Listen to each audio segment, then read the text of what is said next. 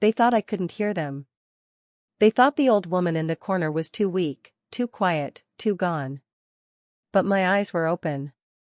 And my heart, oh, it was breaking with every word they spoke. They argued about my will, as if I was already dead. Names, shares, money, my life turned into numbers on their tongues. The children I raised, now strangers fighting over ghosts. But what they didn't know was, I was listening. And I heard everything. This isn't just about inheritance. It's about truth, and what happens when love turns into greed.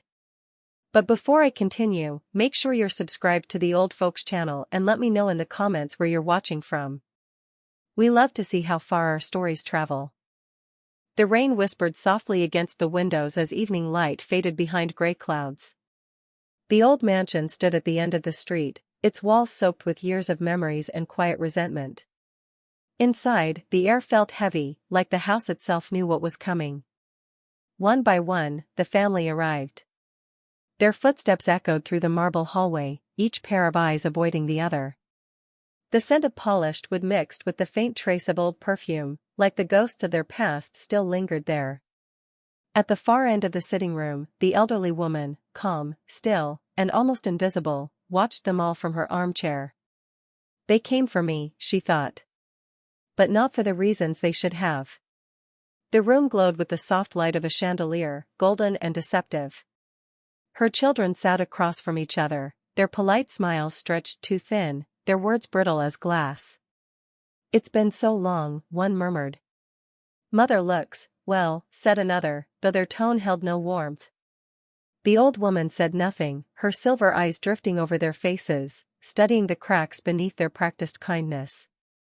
Every word, every glance was calculated, a dance of civility masking greed.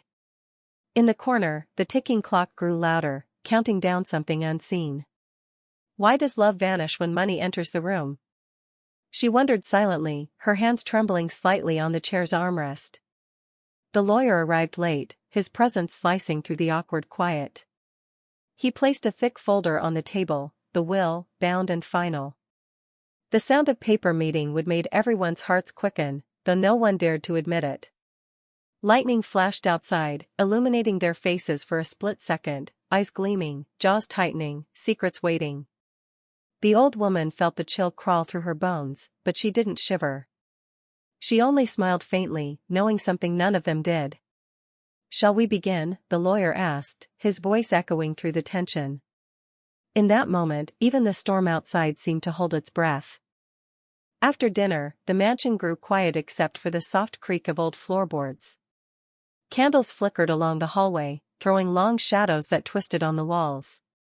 The old woman stayed seated in her chair, pretending to rest while listening closely.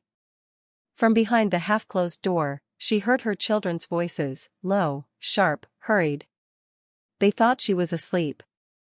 If she changes the will, I swear, her son hissed. She won't. She's too weak now, her daughter replied coldly.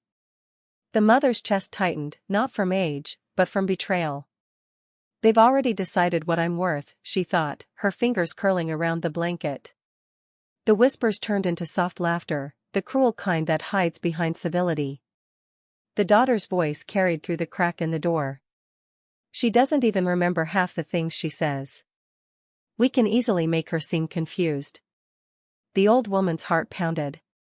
They were planning to paint her as crazy, unstable, forgetful, unfit. Her own children. A tear slid down her cheek, not from sadness, but from quiet fury.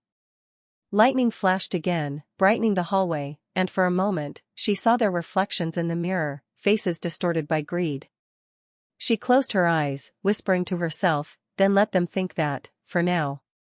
As footsteps faded, the silence that followed felt almost alive. The air thickened with secrets. The old woman slowly rose from her chair, her reflection faint in the mirror. Her eyes, once gentle, now carried something colder, determination. She walked to her desk drawer and opened it carefully. Inside lay a small, black recorder.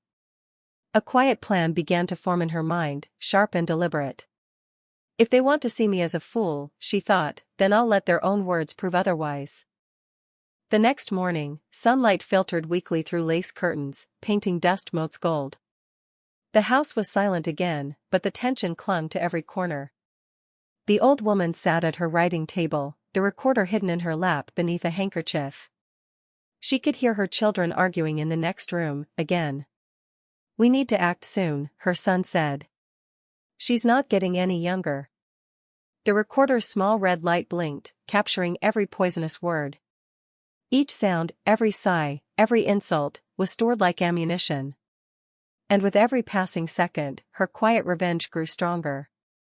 She replayed the recording later, alone in her room.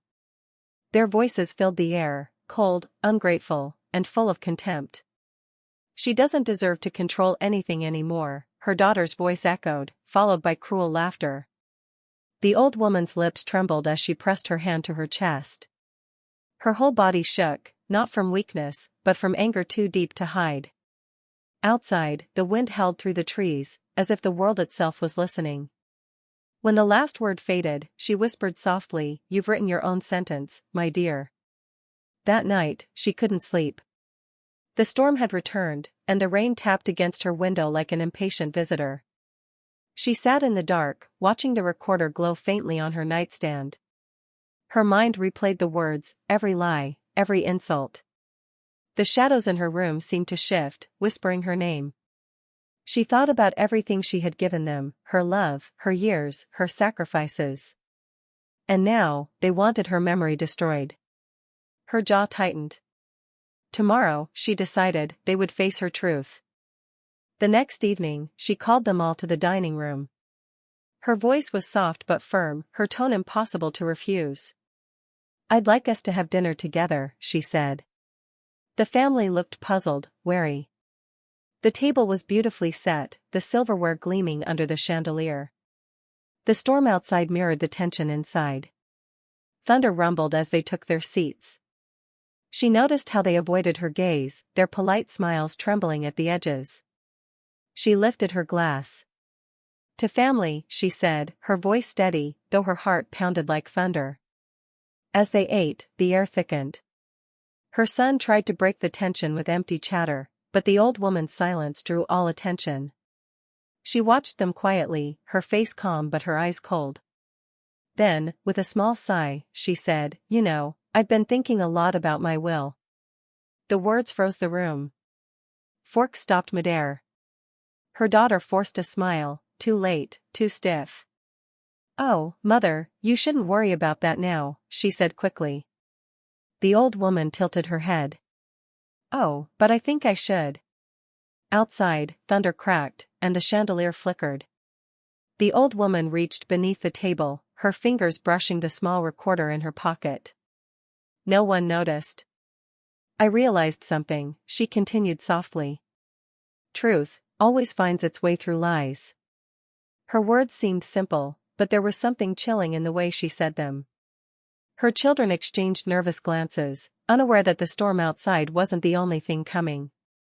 In that charged silence, she pressed record. The next morning, tension spilled over. Her son barged into her study, frustration cracking through his voice. "Mother, why are you doing this?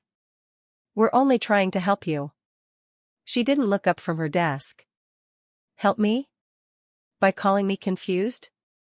By trying to take what's mine before I'm gone?" Her voice was quiet, but the sharpness in it made him flinch.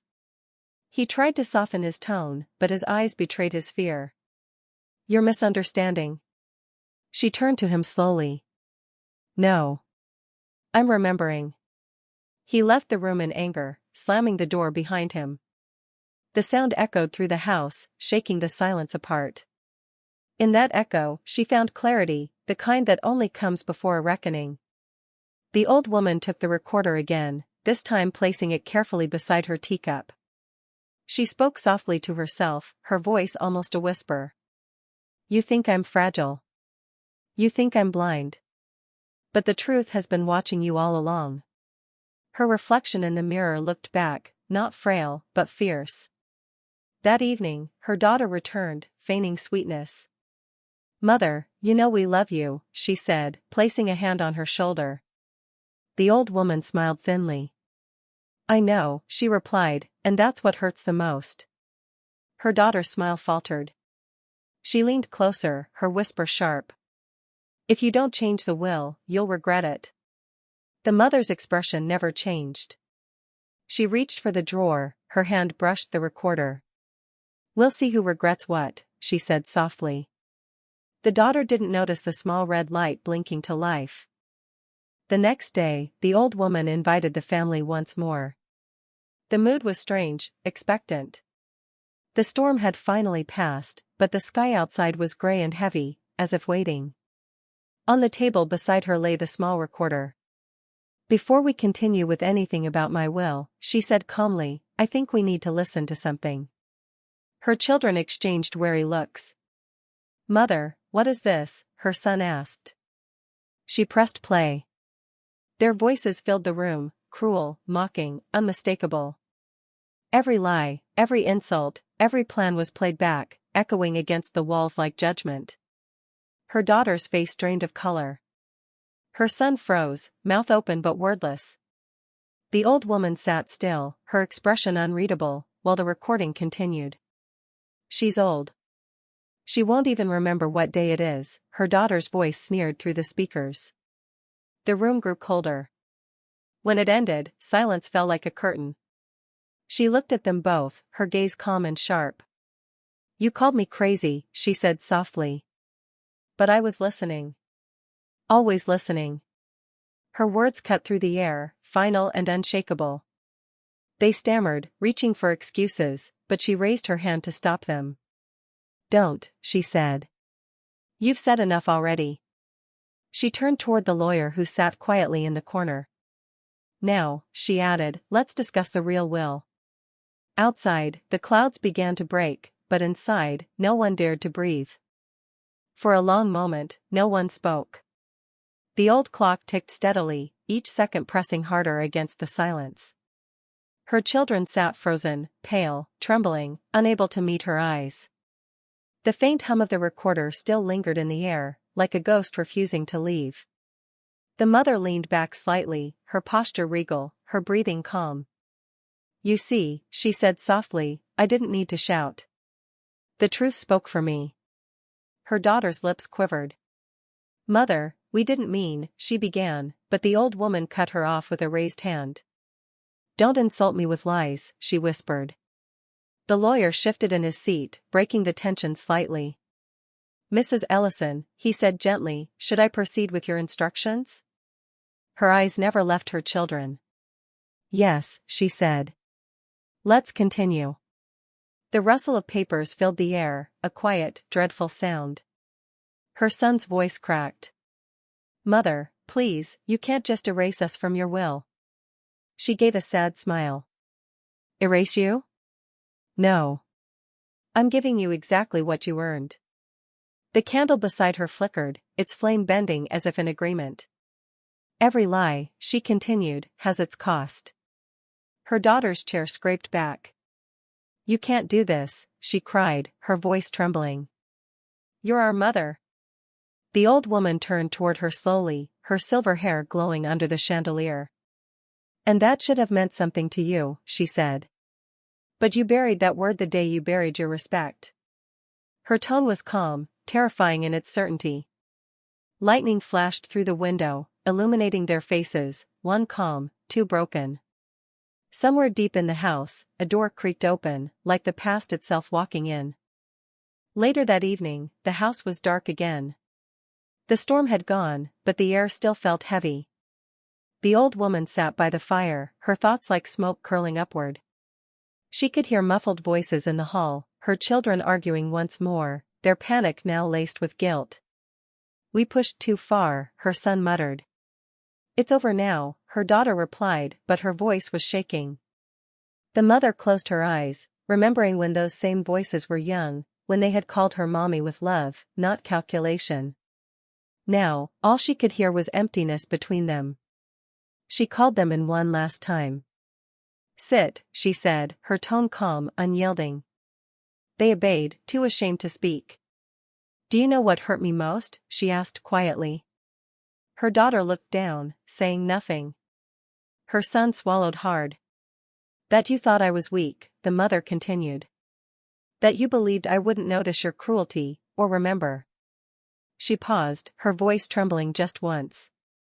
But I did remember. Every word. The fireplace crackled, filling the silence with soft, snapping embers. Her daughter finally whispered, "We were scared of losing what you built."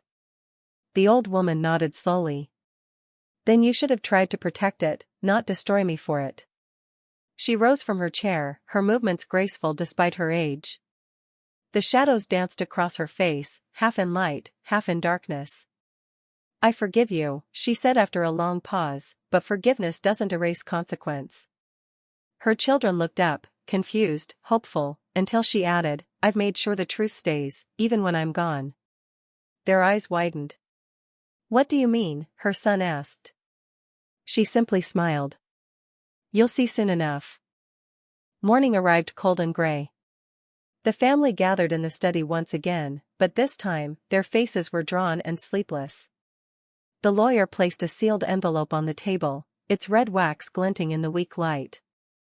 "This," he said, "is the final version of Mrs. Ellison's will." Her daughter reached out, but the lawyer stopped her. "At her request," he said firmly, "I will read it aloud." The air turned still.